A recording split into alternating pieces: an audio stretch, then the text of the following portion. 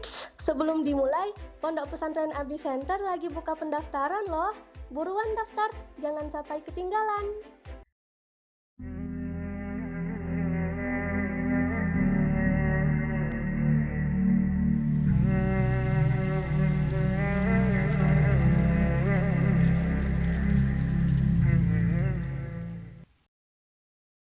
Assalamualaikum warahmatullahi wabarakatuh.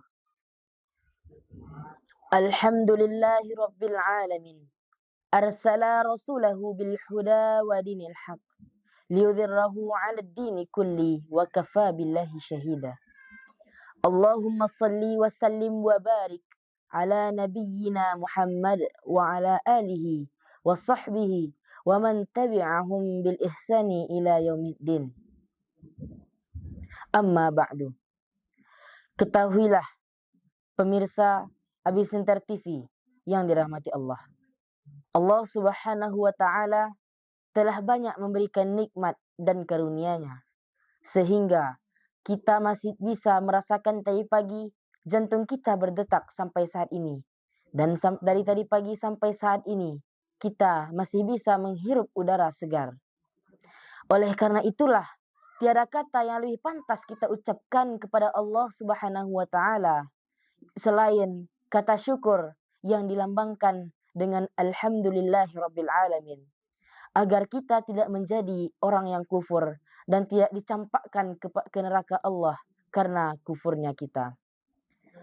Sebagai lambang kecintaan dan kerinduan kita kepada Nabi Muhammad sallallahu alaihi wasallam, selalulah kita bersalawat kepadanya agar kita mendapatkan syafaatnya di yaumil akhir nanti dengan hantaran kata Allahumma salli ala Muhammad wa ala ali Muhammad. Semoga dengan salawatnya kita pada hari ini menjadikan kita mendapatkan syafaatnya di yaumil akhir nanti. Pemirsa Abi Center TV yang dirahmati oleh Allah, pada hari ini marilah kita mentadabburi, memahami makna dari surat Al-Asr. Allah Subhanahu wa taala berfirman pada surat Al-Asr ayat 1 sampai 3. Wal 'asr. Innal insana lafi khusr. Illa alladhina amanu wa 'amilus shalihat wa tawasaw bil haqq wa tawasaw bis sabr. Yang dimana surat itu memiliki arti demi masa. Sesungguhnya manusia benar-benar dalam kerugian, kecuali orang-orang yang beriman, melakukan kebaikan dan menasihati untuk kebenaran serta menasihati untuk kesabaran. Pada ayat ini Allah Subhanahu wa taala mengawali firman-Nya dengan sumpahnya, yaitu wal asr. Di situ Allah bersumpah karena Allah ingin menguatkan perkataan firman-Nya setelah itu, yaitu innal insana lafi khusr. Sesungguhnya manusia benar-benar dalam kerugian. Pada ayat kedua ini, setelah Allah menggunakan sumpahnya pada awal, Allah juga menggunakan huruf penguat yaitu inna untuk menguatkan bahwasannya benar-benar merugilah manusia itu.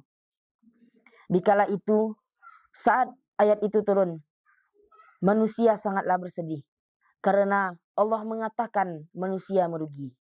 Namun Allah Subhanahu wa taala sangat mencintai hambanya, sangat menyayangi hambanya.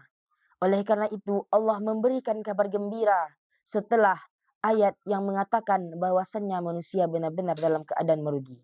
Allah memberikan kabar gembira, yakni kecuali orang-orang yang beriman. Maksud dari orang-orang beriman ini adalah mempercayai bahwasannya Allah itu ada, mengimani bahwasannya Allah itu ada, mengimani malaikat, mengimani kitab-kitab Allah, mengimani Rasulnya, mengimani hari kiamat, serta mengimani dan mempercayai qadar baik dan qadar buruk. Setelah kita melaksanakan itu, Allah Subhanahu wa taala masih memberikan kriteria untuk orang yang tidak merugi selanjutnya, yaitu melakukan kebaikan. Kebaikan itu tidak hanya dengan sholat, puasa, dan berzakat, namun dengan kita senyum, dengan kita memberi sedekah, dengan kita saling berbagi kepada orang sekitar kita, maka itu adalah kebaikan. Setelah itu, setelah Allah memberikan dua kriteria orang yang tidak merugi, Allah juga memberikan kriteria selanjutnya, yaitu orang-orang yang menasihati untuk kebenaran. Menasihati untuk kebenaran ini adalah jikalau kita melihat teman kita, saudara kita, sanak famili kita ingin melakukan perbuatan yang buruk, maka kita cegah. Rasulullah SAW bersabda pada suatu hadis yang berarti, jika engkau melihat kemungkaran, maka cegahlah dengan tanganmu. Jika engkau tidak sanggup, maka cegahlah dengan lisanmu. Jika engkau tidak pula sanggup, maka cegahlah dengan hatimu. Dengan itu, walaupun kita tidak bisa mencegah dengan tangan, memiliki keharusanlah kita untuk mencegah dengan hati serta menggunakan lisan. Setelah itu Allah memberitahu bahwasannya ada kriteria lain yang menunjukkan bahwa dia bukanlah orang merugi, yaitu menasihati untuk kesabaran.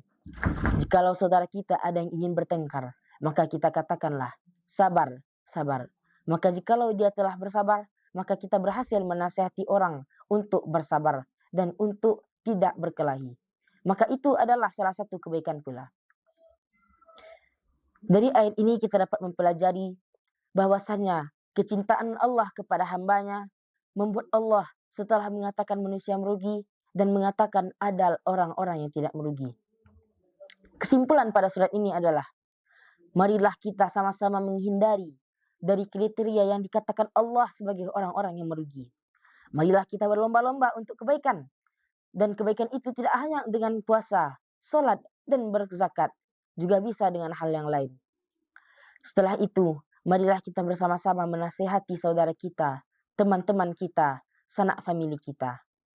Mungkin hanya sekian yang dapat saya sampaikan. Kurang terlebih mohon maaf. Saya Muhammad Zaki Al-Waris.